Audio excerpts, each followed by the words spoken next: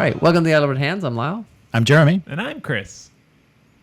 And we got some feedback that somebody wanted to see my pretty mouth. Oh, yeah. I think that's how they would phrase it. So got the mic a little bit lower. So Philippe, this is for you. I actually didn't catch his name. Oh. It's just your standby for people who want to see your mouth. Yeah. So how did this come about, Chris? Oh, so I watched topic. the movie Bright last night. Netflix, Will Yeah. Smith. Yeah. And the other guy. Yeah, the guy in orc makeup. Yeah. Yeah. Actually, I didn't look it up, and I don't know who that is. He's an Australian actor. Okay. Yeah. He was all right. Narrowing it down. Well, that's only 4 million. He's white. Narrowing it down. See, I didn't even know that because he had on the orc makeup. Yes. But anyway, so I saw Bright, and I wanted to watch it because I know Shadowrun. I'm not the biggest fan of it, but I like that magical modern setting kind of thing. So I was excited to see it, but yeah, it was just okay.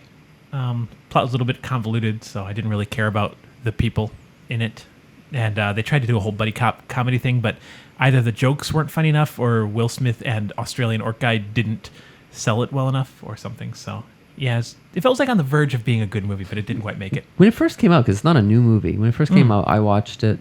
2017. And I got about halfway through, and then I had to go and do something else, and then just never went back to it. Yeah. It's paid for already on Netflix, so all right. But I wouldn't actually spend money on it. And I don't think they did themselves any favors by aligning fantasy races with actual, human races. So basically, the orcs read as Latino, and humans were mostly Will Smith, and then elves were... Yeah, and the elves were, like you said, rich whites, I guess. Mm-hmm. And Asians, again, people don't remember. That's unusual because it's I guess it's not unusual because you hardly ever see Asians in American movies, it seems. But yeah, LA has sizable Asian population. Oh, yeah. Mm-hmm. There's a big little Tokyo. And a Koreatown. And a little Osaka. Is there? Mm-hmm. And a Chinatown. Nice. So when we were talking about Bright, there's nothing to draw me back. And then, you said because it had the connection to Shadowrun. Yep. And I said, well, I'm not going to watch a movie just because it has a connection to a role-playing game that I've heard of.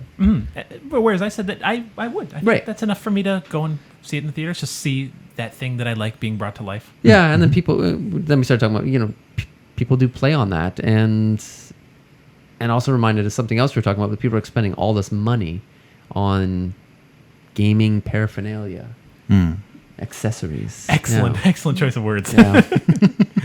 And people are really tapping into the gamer market, who suddenly is a wealthy, people got a lot of money, it seems. It seems to be two types of gamers. Gamers who have zero money, and gamers have all the money in the world to spend on this stuff. Yeah. It's the game designers that don't have any money. Yeah, right. And these people with no money are designing the games. Yeah. So it got us thinking about, hey, are gamers suckers? Are they being exploited? So that's what we're going to talk about today. We're going to talk about kind of, I suppose the biggest ripoffs or the biggest scams or the sucker things, but and then things that we thought actually worked. Yeah, so I guess there's no advice, just a caution, buyer beware, I guess. Yeah, because we are very much including ourselves in this. Yeah, I guess we almost have to separate miniature games from this discussion because it's just... it's very relative. Yeah. Yeah, I mean, do you though? Because that seems to be one of the ways that that games have been going recently. Because you do see a lot of things on Kickstarters where they're funding the projects, and one of the most common things to add up to those are miniatures or custom figurines. No, I'll agree with you there. I'm talking about miniatures games. Yeah.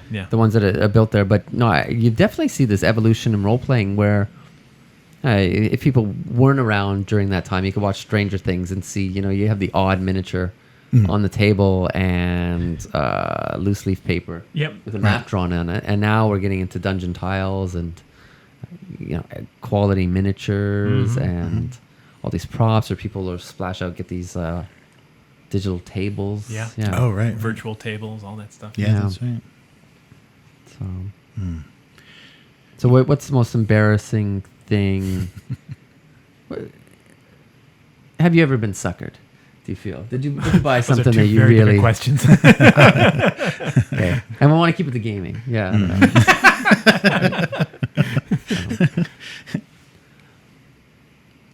know. Oh, okay. It was your question. Yeah, and then To be honest, though, like I'm sorry, I'm just a really, really cheap guy. I don't spend that much money on. So I leech off of people like you and Jeremy. Oh, wait a minute. Yeah, I barely own anything. The most expensive thing I own for games is a few different systems, and I usually buy the PDF instead of the physical book. So, yeah, sorry, I'm a cheap gamer.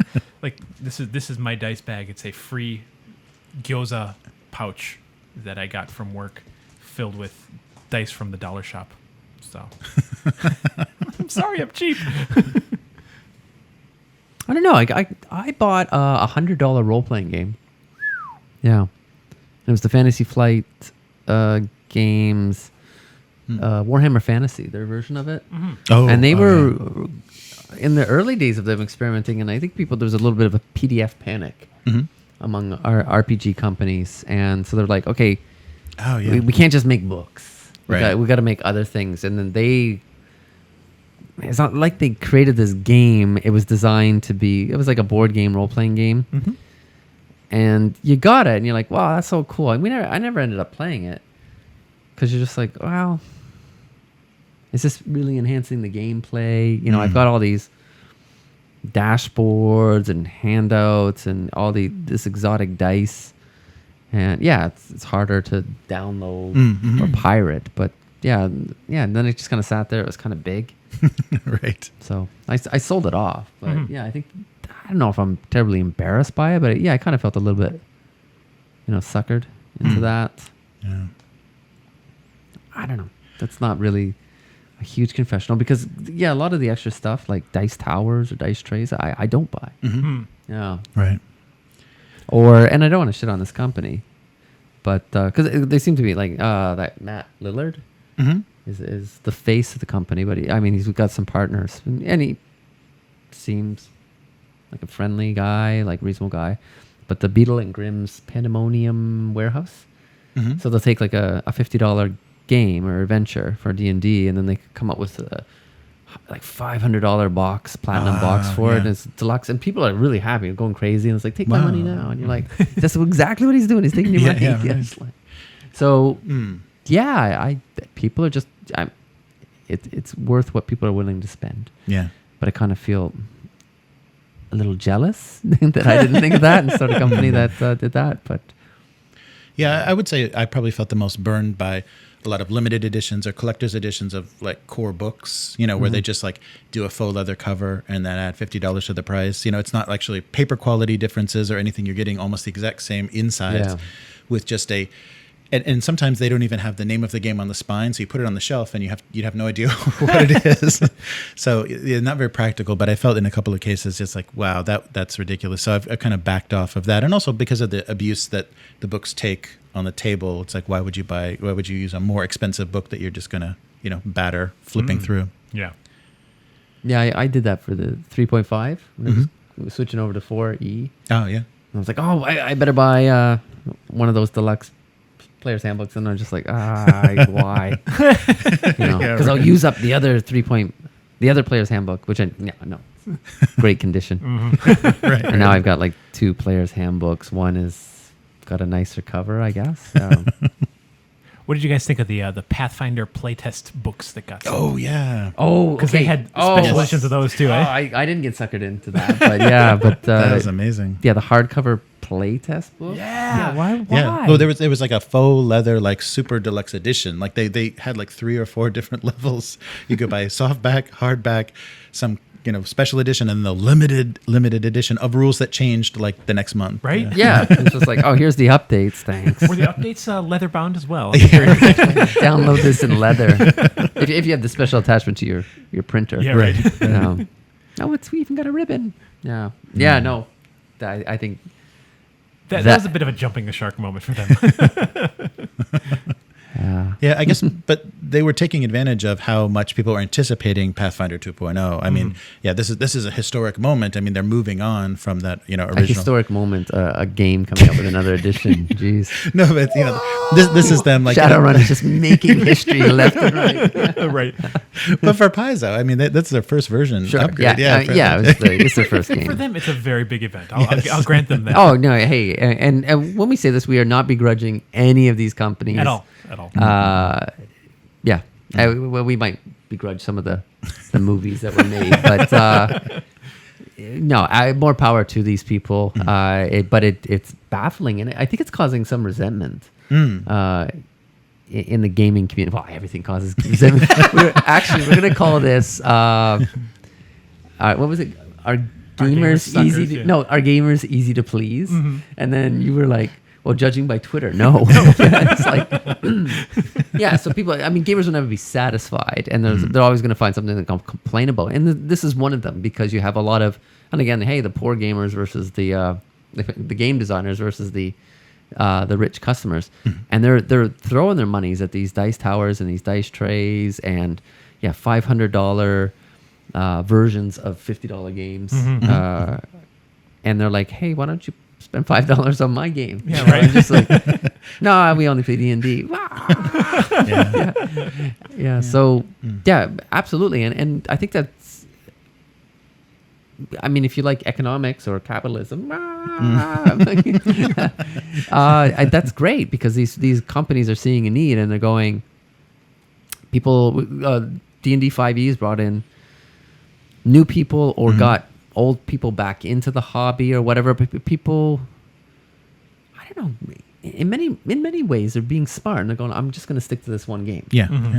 And I'll get everything for this game, and then D&D's wisely rolling out, like making each product that they roll out an event.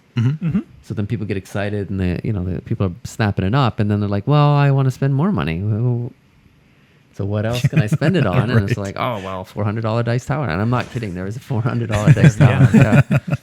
Yeah. And I mean, a lot of these products too, they're worth, I'm not quite worth that amount of money, but they're worth a good amount of money. I'm especially talking about like D&D. Wizards are rolling out some beautiful stuff. I don't have any of the physical product. I haven't bought that, but just looking at some of the images online, the artwork is beautiful.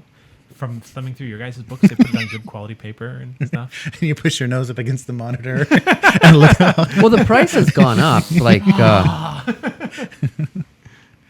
the price has gone up for your average book. Like, you're looking at, remember, like $50 used to be a lot, and that's like standard now. Yeah. And now it's like 60 or 70 for some. And that the Beetle and Grimm's deluxe editions of Secrets of Saltmarsh, or the Ghosts of Saltmarsh, or the other adventures. I mean, I only read good reviews of the quality, but I mean, I don't know. Do I need to buy like a little wood tray? I mean, I can buy it, sure, but should I buy it? But, that's what I was thinking. It's just, and you look at it and it's like, well, yeah, but I mean, it's become.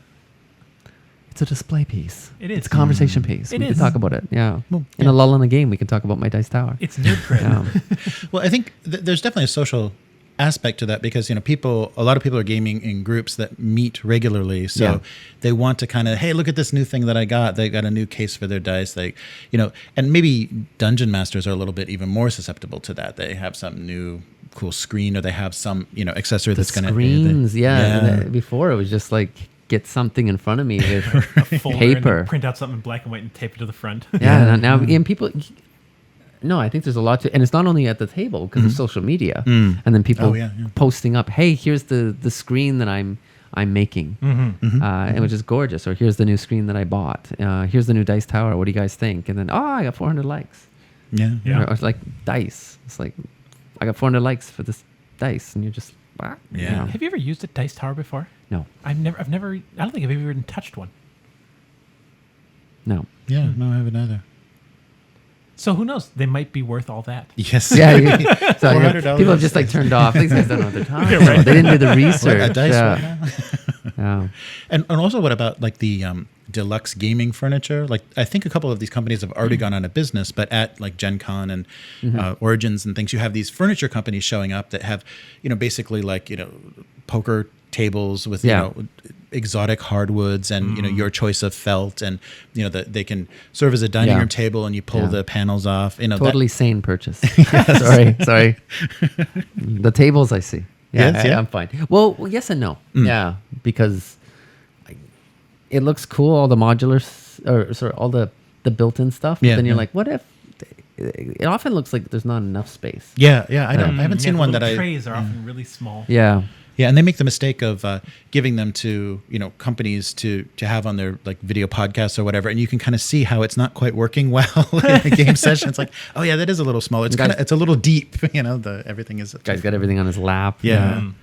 So. I will have one of those one day. I'm going to build it myself. This is a goal.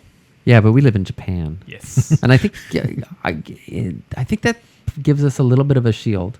In that, one thing, there's not a lot of these companies starting up, so the shipping is like prohibitive. Monstrous. But also, we don't have a lot of space. Like, even if you have a nice apartment, you're still limited. You don't have basements generally. Yeah, so you can't just like store stuff. So everything is. And you got to throw it out. Yeah. Yeah, and it's really just not a cultural thing. Japanese people don't collect odd little figurines or anything like that. Sarcasm. I need context. They do have some apartment buildings that cater to us, like a specific hobby. Like there was one in Tokyo where it caters to people with motorcycles. Ah, yeah. So you get your apartment, and then there's like a little garage with like a glass wall, so you can look at your motorcycle at any time. Wow. Yeah, and the elevator is big enough that you can take your motorcycle up. That's pretty cool. And there's one nearish my house that caters to pet owners only. Huh. Oh, that's But cool. you pay a premium because the apartments were actually like really, really, really small. Huh. But they figure it's going to be like people with no kids and their hobby. Right. Yeah. Now, like about movies and TV though, is what I don't get is like back in the day, back in the 80s, I guess maybe it was limited or maybe not, because Sword and Sorcery was kind of popular for a bit, yeah. B and C movies, like straight to video. But you did get the sense that like certainly like superhero movies weren't big or things like that. So if somebody were to go like, oh, I really like Beastmaster or Crawl. Crow. With the glaive. Yeah, Yes, not the Kevin Sorbo movie. But you're like, well, that's all they really had. Whereas now you're spoiled for choice. So there's almost no excuse. They're like, why see Bright? Because it's like Shadowrun. Because there's like so many of these kind of like supernatural or science fiction TV shows or movies. So you would think that the quality would get better. Yeah. Or is the quality getting worse because they're just pumping it out? Like they see this market where gamers, nerds, geeks are just snatching up anything, and they're kind of controlling the market. So they're just pumping anything out just to try to meet this demand. Like they're buying IPs. Like they're taking a comic book that sells like 1,000 copies. Like that's super low. And Sci-Fi snapped one up and is now making a TV show. Yeah. Wow. From that, like they think demand's going to get bigger. Well, a lot of that is too that it's cheap. If a publisher or creator is that small, you can just throw a few $1,000s at them and you have an IP. Yeah, that's a pretty bargain basement. Yeah. So do you think like, what about if Firefly came out today? Because Firefly's got this mania, and do you think that was just? I think it was the timing. It was a very new, because Sci-Fi Channel hadn't really gotten into really doing a lot of experimenting original series. They were just kind of rerunning Logan's Run and things. Yeah. So that came out, and then people were. Was it Fox? Yes. Fox. Fox. Yeah. Yeah. So they were more experimental, and so I think people were really surprised to see something that wasn't now is Star Trek. Yeah, it wasn't. Right. And it's now standard fare on Sci-Fi Channel. Yeah. The kind On of the other originals. hand, I'm a really big fan of Firefly. I liked it a lot. So I also think that being quality was part of that as well. Yeah, and for a TV show, like the CG in it and everything, how they dealt with the ships was a step above what you'd kind of seen before. You know, it kind of had a realism to it that they hadn't done with CG ships and things. I think CG really graduated about that time into getting into that kind of area. But the real suckers are all on Kickstarter. We'll see there soon. Yeah. Is that ever going to break? Because it doesn't seem like people get burned so much on Kickstarters now. It is. And it seems like more and more there's like a Call of Duty game on a board game, like miniatures board game on Kickstarter now. And Bloodborne and like big IPs, video game IPs as miniature board games. And they're getting millions of dollars of funding. Speaking of the movies thing, has there ever been a good RPG 2 movie? Like I'm trying to think, like all the D&D ones were pretty crap. Yeah. Yeah, there's the 3 D&D ones. So I'm wondering then, because, yeah, I guess, is the quality... Because they just slapped D&D on, and that was around about 3rd edition. Mm-hmm. So D&D was on the upswing then. Mm-hmm. And... yeah, I guess they didn't really get people that knew anything about D&D to make that. Yeah. And then they're like, okay, we'll just crank out a few more movies. And then they seem to get not better, but more like D&D. I don't remember. I remember watching the first one in the theater because it was, kind of event. Wow, D&D is a movie now. That's awesome. Yeah. But I'm pretty sure I did watch a second and third, but I don't remember them at all. Yeah, I think I saw them all at home. Not in the theater, but yeah, like I think they got a lot of play on cable. I think they were good, like cable filler. Yeah, if you had a Showtime or a Star subscription, you're going to see a lot of D&D movies. Sci-fi. But maybe the D&D movies showed Hollywood that gamers aren't such suckers. That there is like a certain crap threshold that they're just not going to cross. Because people were like, even gamers were panning it. They weren't going, well, I'm so thirsty for gaming, to see gaming on the screen that, that was okay. But they were like, no, that's garbage. So maybe Hollywood had to go, okay, we can't really just roll things out and slap. Or probably what Hollywood did, these IPs aren't worth much. Because, so... and just abandon them. Just make some buy a better IP, buy like something with an actual story that we can copy. So that's probably why you're not seeing a lot of tabletop role playing games being made into movies. You're not seeing like somebody probably owns Shadowrun's movie rights, but you're not seeing somebody really investing a lot to throw out Shadowrun, especially when they can just go, what's the story connected to Shadowrun? This and like, we're not gonna be able to film that. How about we just make a movie with orcs in LA? Yeah, exactly. Orcs in LA. Or it's like, we got the. Guess who got the IP for GURPS? What? Okay, what's GURPS? It's generic role playing. So you bought an IP of nothing. Yeah. Even like D&D, people are like, okay, so what are you gonna do with that? It's fantasy. So I think what I mean, the rights are a bit convoluted, like who owns them. So it's already been kind of decided. But what I think they should have done is they should have done what Marvel did back in the day. Not because they really wanted to, because only people are going to buy like Spider-Man, buy X-Men, buy the Fantastic Four, like individual. And D&D should break everything up into like adventures.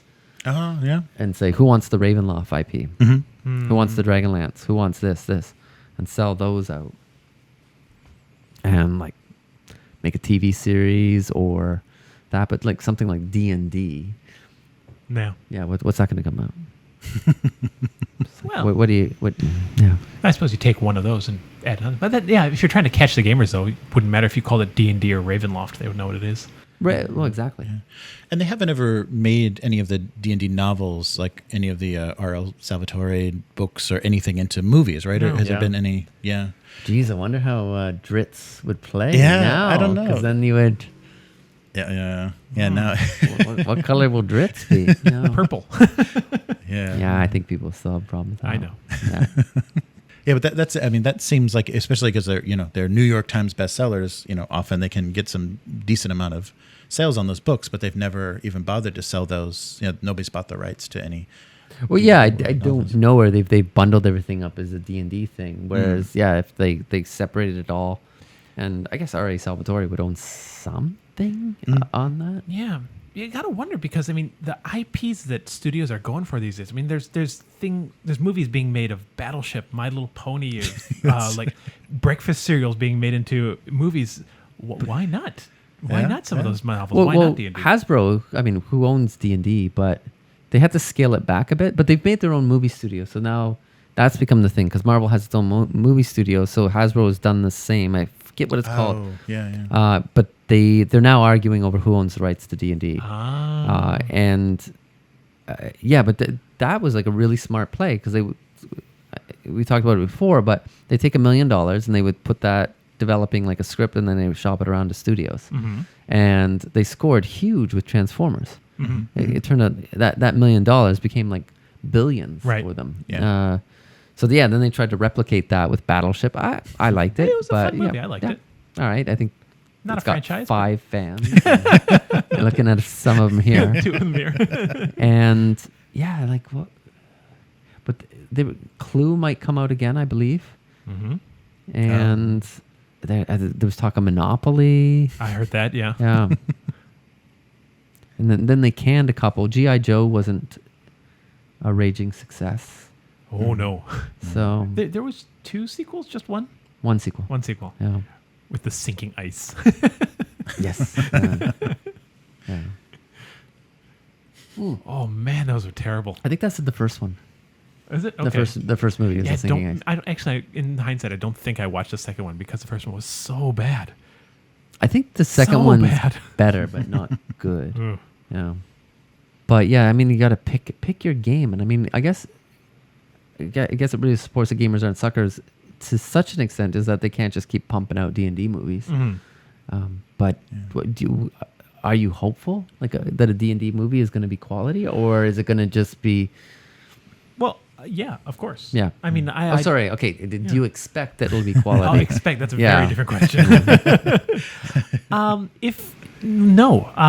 Because if you're going to go with D&D, what is D&D? I mean, you said before, like all those different IPs, Ravenloft, the different settings, Greyhawk, etc. I mean, those have histories and setting, but D&D is a very generalized fantasy setting. Right. What is a D&D movie? It's a fantasy movie. We've seen lots of those. So do you think the audience or the gamer audience would be discriminating enough that they would go, well, I'm not going to go see the D&D movie because it's going to be too generic, but I will see the Ravenloft one. Not at all. I think if a movie was called D&D, that you would get gamers to go and see it. And I think it would have to follow certain conventions. Like, for example, if you had a red dragon in there and a gold dragon, like the gold dragon would have to be good and the red dragon would have to be evil. You'd have to follow basically how the books and things are written. But yeah, it's just such an open thing. You could really do anything. So that also means you could do a really good movie too. Please. Yeah. I just a broader thing, like the game. I don't know if it's like the gaming community, but I mean, I'll just stick to the gaming community. They seem to be so hungry for, I guess, broad acceptance. So that when you have somebody like, how many times do I have to hear that Will Wheaton is a gamer? Like, you're like, duh. Like, oh, Will Wheaton? What? That guy with the neck beard? Did you know Vin Diesel is too? Yeah. Okay. So he's not you. Yeah. It's just like, but there's that real hunger for just to see it out there, so they would want to reward it, and it's like D&D's out there, or if you imagine like somebody or a property that wasn't D&D, because gamers can get bothered by the fact that when a role-playing game is called D&D, like just that BBC date rape or gang rape article about that convention, and they're like they describe the game as like a D&D like. Wow, yeah. I'm sure game. Hasbro loved that. Yeah, exactly. Except with more gang rape. Something. Well, I don't think Free League like that. Oh, they're talking about our game. Yeah, it's like, oh, the gang rape game. We don't have a gang rape game. So, what's the mechanic for that? What am I rolling? Intriguing. D&D is a wide open world. It has room for all kinds of. But I'm sure there's some gamers are like, no, actually there were people like, hey, it made BBC. BBC's talking about gaming, and you're just like, oh, that's good. Yeah. Oh, I hope somebody gets murdered. I mean, you kind of see it as like they're kind of so hungry to see their hobby elevated, that Yeah. they'll be happy that hey, we're mentioned in the BBC. Oh, good. What did they say? Oh, well, it Don't worry doesn't, about that doesn't part. matter. It's the BBC. But they're not. I guess they don't reward the properties enough that they could keep making D&D movies. Not Yeah. that I want. Not that I'm lamenting the fact that there aren't D&D movies every year. I wonder if it's also a bit of an inclusion rather than just a hunger on it too, because different from comic books where you're just a consumer of it. When you Yeah. play a game like D&D, you're an active participant in Yeah. that game. You're making up stories for it. So I feel when it gets big news, maybe not the BBC thing, but like a movie or something like that, it's kind of pulls you along with it. I'm part of that in a sense. The gang rape. I remember when we had a gang rape game. Yeah. No. I guess that it seemed that there was more culture wars going on in comic books than there was in RPGs, but I could be wrong because there seems to be stuff going on in gaming too. Yeah. But one of them is because you are passive with the comic books. Like you are consuming. Like you don't control what happens in the stories. So when the writers and the artists, the creators, change what happens, then you kind of feel helpless or impotent in a sense, and that transforms into rage. Yeah. Whereas in gaming, if people change stuff, you're like, well, that's what you do. I'm going to do something different. Right, yeah. So maybe with the stories, like people are like, oh, I get to see Spider-Man, and then like, oh, I get to see D&D, but that's not what we do at our table. Right. Yeah. It's Yeah. like, we're kind of having like a movie. Yeah, I think that's true. With the hobby growing, you've got so many variations of what people's D&D experience and expectations are. I mean, if you just look at like the art that people commission of their character, it varies from very traditional fantasy art to some very anime, shoujo manga looking romantic, beautiful boys. It really has a wide range now of what people think is fantasy. Yeah, For sure, yeah. fantasy art. So the thing that, especially with movies, that I think was inspiring or very compelling for fans is, wow, I finally got to see Spider-Man swinging through New York, on the big screen. Yeah. And so each one of those things, it was like, oh wow, and now we've seen Galactus, and now we've seen Thanos, and we've seen these characters and these events that we never thought we'd see in a movie.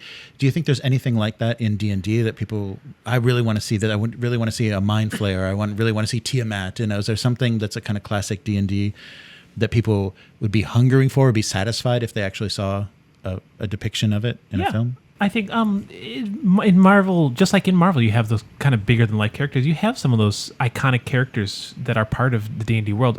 What's his name? Vampire Strahd? I think that would make a good film. Actually, you mentioned That's Ravenloft. Yeah, absolutely. Like that story, going through that adventure set as a movie, that would be really cool. Okay. Yep. Yes. But because I was thinking, oh yeah, Elminster and that. But then when you put that on the screen, people are going to oh, it's Gandalf. Oh, it's like Dracula. Yeah. So it's, I mean, gaming is pretty derivative. Yeah. Would you go see a Dritz movie? Would I? I'm not a big Dritz fan, so I don't dislike it. The books are okay. Yeah. But it gets into, it's like, I love Battletech books, like the novels. So I will read stuff based on gaming stuff and really enjoy it. I'm biased, but I would say that's a cut above gaming fiction. So if they came out with the Battletech stuff, I'd be like, yeah, but I know who those are. But I think for the average person, it would be like, hey, it's giant robots and kind of generic people. But even though I'm like, no, that person's not generic. Like, he's got a rich story. Yeah. And it depends too on how well it's produced, how good it looks, and like who they have playing those. I mean, if they got, for example, Keanu Reeves to play Johnny Silverhand, on I was Cyberpunk, thinking that, because it was, as an example. Sorry, go ahead. Yeah. Oh, I was just gonna say, wow, that would catch me right there. Yeah, because it goes when you asked your question, I immediately thought of Cyberpunk 2077. Are they calling it that or 2077? 2077. Okay, I think 2077. And Johnny Silverhand, after I thought about it, I'm like, oh yeah, I think I might have heard of him, but it wasn't like, oh my god, Johnny Silverhand on the computer screen. But it was like, oh, it's Keanu Reeves, and oh, they've got Keanu Reeves to play a character, and then he's talking about this guy Johnny Silverhand, and he actually admitted I didn't really know anything about him or that much about him, right? and then you see it, and it was like Keanu Reeves with a cybernetic arm, and you're like, but that's what it is. It's like, wow, like Keanu Reeves seems pretty excited about playing this guy who was in a rock band and former soldier. So, but I wasn't excited to see Johnny Silverhand. No, I was. yeah, I was yeah. a big Cyberpunk 2020 player back in the day. Yeah. Yeah, no, I think it's a really good question. I don't know, like we keep talking about D&D. Is there going to be, and that's out there, is there another property that, like another game out there that people would be so happy that it's getting recognition and out there? Like Vampire, the Kindred was on, the TV series was on Fox. Oh, that's right. And that lasted a year. And that was at Vampire's height. But then it's one of those things is where the worlds that they have movies been made of those, or is it just like a happy circumstance? What was that one? The vampire versus werewolves. Underworld. The Underworld. Underworld. Yeah. Was that inspired by Vampire? I mean, obviously Yes. they'll never admit because of Yes. lawyers, but so Yes. there has been a vampire movie. Right. Yeah, And sure. for that, I mean, I saw Bright. There has been a Shadowrun movie. So do you think if there wasn't, do you think the success of Underworld is on the back of like gamers? No. No. Okay. All right. So what? Okay, then explain the success of Underworld. I'm baffled. I think don't know. Kate Beckinsale and Tight Catsuit. That is It pretty really much that sold a lot of tickets. I have no doubt. I have no okay. doubt. I enjoyed it up until the end. Back to my question: Is there a game that they could put out there? Like I can't. See, I mean, and some of the classic games would be like Call of Cthulhu. You put that out, but it's Cthulhu. It's like Lovecraft. Right. right. So there's nothing distinct about that as far as the movie. Yeah. That's one thing. I think where these worlds and these settings, they are interesting enough and popular enough that several movies have been made of them. But maybe slapping the RPG name on it is either bad for business or not good enough for business to pay for the IP. It's better to just make that movie because you can't really copyright that the idea. Right. No, that's a good point. Yeah. Are there any properties that you would like to see made into a movie? BattleTech. Yeah. Yeah. That. I guess that would be it. I don't know if I'd want to see a 40K movie. Oh, Horus Heresy, Hollywood budget Horus Heresy movie. that'd be pretty yeah, sweet. I don't know. Yeah. Yeah, That'd make a better TV series than a movie, I reckon. Oh, I think it would have to. Yeah, you couldn't tell enough story. You'd do an introduction and then roll the end credits. Like, Exactly. Okay, you know where everybody is. Okay, that's it. Well, yeah. I guess a thing about the 40K is because they have the different colored armors. They could kind of tell them apart Right. a little The bit. blue guys just killed the red guys. No, I suppose 40K could work. I don't think politically. I think it would be a little. But They're okay, doing a web series. I think. Yeah. The guy that did kind of the fan, that really interesting Right, Hell's yeah. Reach fan film is doing something officially with Games Workshop. I think it's Blood Angels though. I but think it's animated, right? Yeah, it's Oh, CG. okay, Yeah, CG animated it, but it's Oh. official webisodes. I think for Right. for Games Workshop. Well, do you think like again, we're not going to talk about the miniatures game, all right? Yes. But do you think games were like the Horus Heresy was a success, like that original trilogy? Right. And then how many books did they pump out? And again, that's great. You're employing writers. You're making money for your company. You're putting Yeah, food on people's tables. But wow, did you really need that many Horus Heresy books? Right. Like, Well, they're wrapping it up now. They're on their last 8. So yeah, exactly. But they're like, okay, we're gonna do the Siege of Terra in 8 parts. 8 400-page novels. But that said, some of those novels are really good. No, absolutely, yeah. and some of them are. Yeah, and That's true. Yeah. But I think just like the Disney Marvel kind of story arc, that this 3-stage thing that the Disney did to do the Infinity Gauntlet. Yeah. Kind And of think thing. about how many of those movies really matter to the Infinity. Yeah, stuff. right. It's just like, when but did I they think- mention Infinity? Not then. No, not that movie either. Yeah. But there's enough. I think they did a similar job with putting enough little things in each of the novels that reading all of them and having like the events of those characters kind of carry through is an accomplishment. I think these last novels that they're doing, it is feeling very much like Endgame, because they're, this is finally, you know what's going to happen and you know kind of where things are going, but we're going to finally show you all of those most famous confrontations on the way to the Horus confronting the Emperor, and so it has that feel. And I think they've done a good job of kind of continuity managing it, even though it is 50 books. Okay. It feels.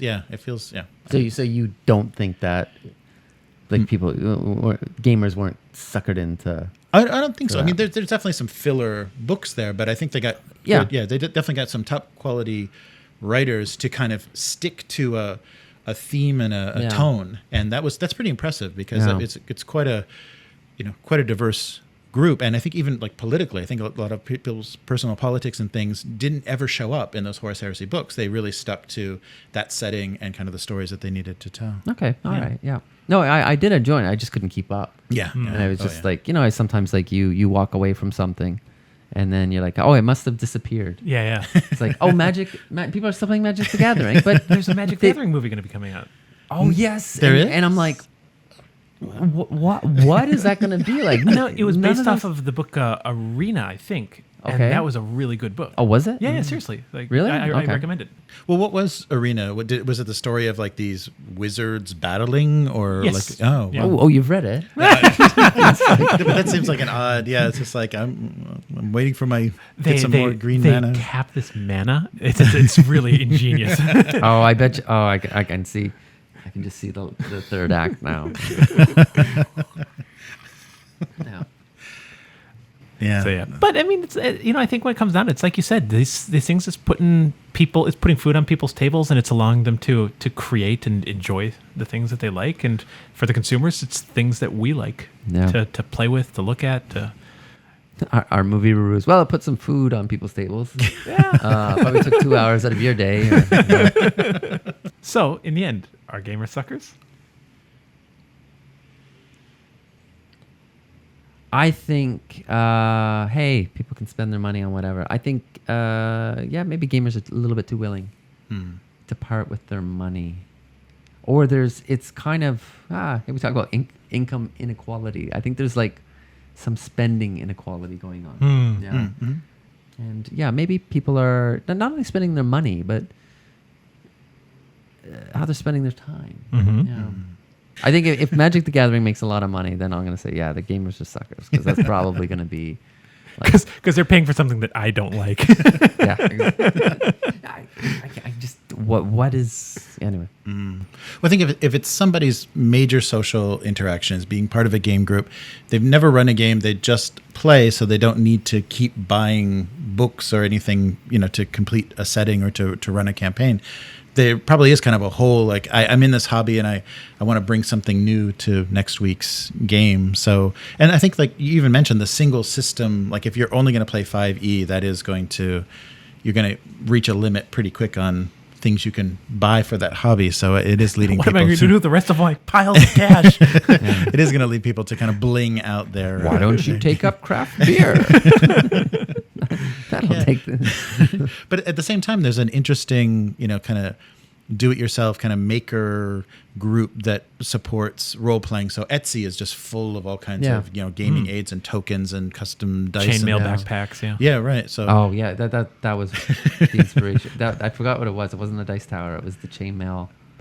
What if it bag. rains? What if it rains? What if it rains, or like imagine your book like a week in that chainmail. Bag. It's just gonna be like in tatters. It's probably funded by Hasbro, or Wizards of the Coast, on clandestinely. That's It's why like, you need a- you need more books. That's why I need a leather-bound book. Yeah. Hey, we have this chainmail resistant player's handbook. Why do I need it? Oh, I don't know. It's got a plate mail cover. That's perfect. I'm going to go on a limb. I'm going to say, gamers are suckers. They spend too much money on stuff they enjoy, and more power to them. Nah, seriously. It's just, I think it grows the hobby that all these different companies out there, it's a bigger ecosystem, and people enjoy it. So, rock on. I don't know. Like I'm waffling on this because I would like people to be more demanding in the quality. yeah. Like demand, like look at that Watch Mojo list of 2018 movies and go, hey, I like to have like that kind of character development in my movies. And for if the Magic the Gathering movie comes out and I'm not seeing a character arc or I'm not seeing a compelling storyline, then yeah, that they should be punished and punish them like they did with the Dungeons and Dragons movie and say, no, that's a garbage movie. Don't make any until you can get it right. You know, so Poor wizards, if that's the case. D&D and magic.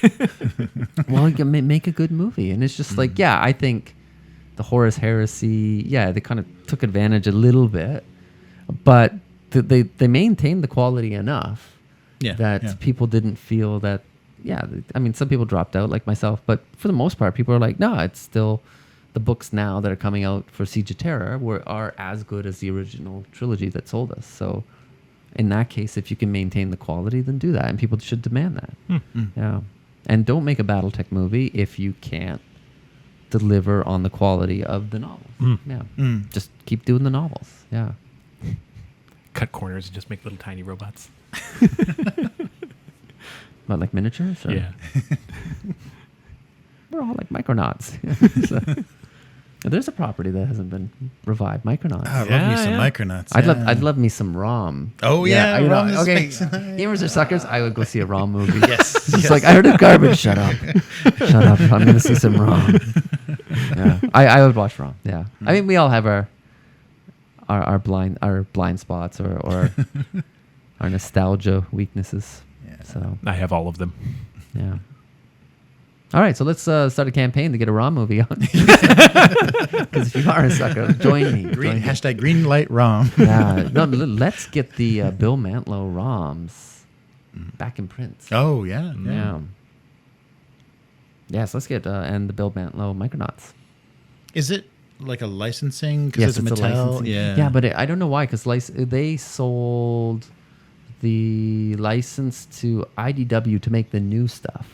But I don't know why because it is tied up in other companies. So Marvel can't just do it because they don't have the license anymore for ROM. But I guess IDW can't do it because it's also tied up with Marvel. Oh, you put in the research on this one. All right, but hey, were we out of line? Like, do you think that Dice Towers are really necessary at the table? And we're really underselling the value of a chainmail pouch, or are we bang on some things, and we were actually kind of walking back our criticism? So yeah, just let us know in the comments whether you agree or disagree with this. And if we were kind of too wishy-washy, ask in the comments. Really, what was your final verdict? Yeah. Yes. So, and if you enjoyed this video, please like, share, and subscribe. It really helps getting the word out. And yeah, we do have a Patreon. So if you're like, I've run out of Dice Towers I can actually buy, then one Dice Towers worth, but a $400 Dice Towers worth of. But cash would certainly help us out. Help us improve the equipment. Yes. And also that'll give you the opportunity to kind of suggest topics, suggest games, and give us some input about what you'd like to see in the future. And see my mouth more, maybe. Right. We'll get a mouth cam. We'll get a loud mouth cam. And that's patreon.com. Now I know what's been missing in my life. Well, I've been missing it too. Yeah. All right. Well, thanks for joining us. Yeah. Bye. Bye. Bye.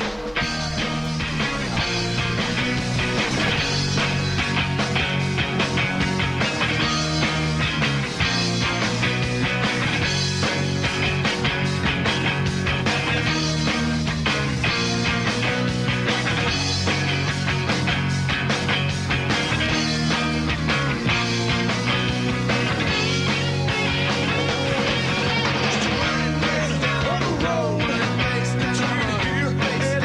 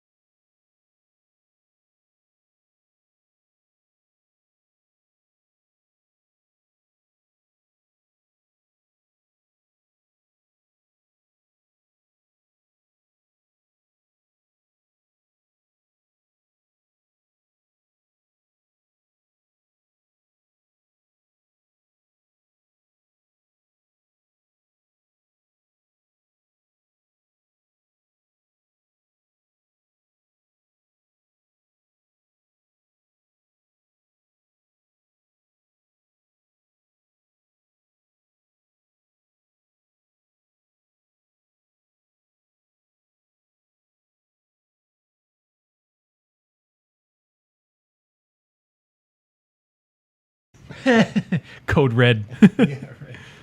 Did you guys have Jolt? Of course. Oh yeah, sorry.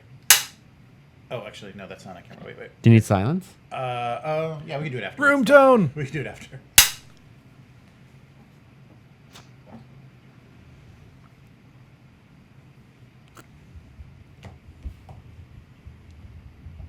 Is that okay?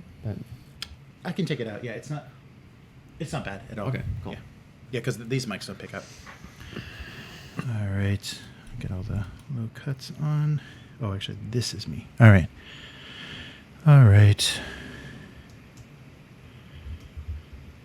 Okay, we can start anytime. Oh, should we do some cold open Yeah, stuff? I Okay. thought we'd do some cold opens. Okay, so let's just each take turns saying gamers are suckers and just reacting, and I'll cut in whatever Okay. is the funniest.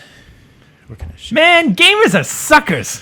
God, I kind of threw me. I didn't know you were going to use that. I love it. Gamers are suckers. That's it. Good reaction, Jeremy. Thanks, Lyle. Selling it. I thought that would be like some All right, context. your turn. Okay. All right. Let me try that. Watch a master. $400 for a dice tower. Gamers are suckers. That's it. Wow, we're really bad at acting. We are just terrible at this. So that was the master. Well, I thought I didn't. Well, I give all myself an A rolls. plus, but You didn't even react. I know. I Okay. was doing you. Well, I was caught off guard. I thought there would be a setup, and you just said it. So. Yeah, but that was the cold open idea. Yeah, right. it's so cold. There's no very- context. Your turn, Jeremy. Very cold. Your cold open. Is Oh, just that's live right, from that's New right. York. Like, oh, there wasn't anything else. Okay, wait. Okay, you get. Yeah, get in the zone. Get method. Give me some. Ouch. Sorry. I was trying to avoid. All right, where am I in the frame here? Okay. Or maybe be sassy. I don't know. I'm ready. I'm like that kid in North by Northwest, ready for the gun to go off. Oh, that's right. He pre-plugs his ears. Gamers are suckers. Oh, Man, if I don't get contact. you didn't do anything. I know if I don't get set up, I'm just like. What was this like 30 seconds ago? Man, you guys are bad at acting. I need story. He's method. All right, nailed it. It's gonna be hard to choose between those three. All right. All right. Are we good? Yep. No, we're terrible. Well, yeah. Well, I think if we did, I don't know, 9 or 12 more takes, we could probably nail that. You remember the first episode All right. 0? We did like 4 versions of it. Yeah, you were getting antsy because I was like, one more. Usually it's like, I'm done, guys. Was he there for that? He was there for the first 3. Oh. I still busted out the same joke. And you go, It was funny before. No, we didn't. If we ever hit our stride, we didn't hit our stride until what? No. Today? Maybe about 7? Somewhere around there. Yeah. All right, so we're sunken, streaming, and yeah, cameras on. All right, So what do great. we mean by gamers are suckers? Should we go? Oh. Hello? No. We're reinventing the wheel. All right. All right, and at the end, we'll say goodbye, and we would have said hello. Yeah.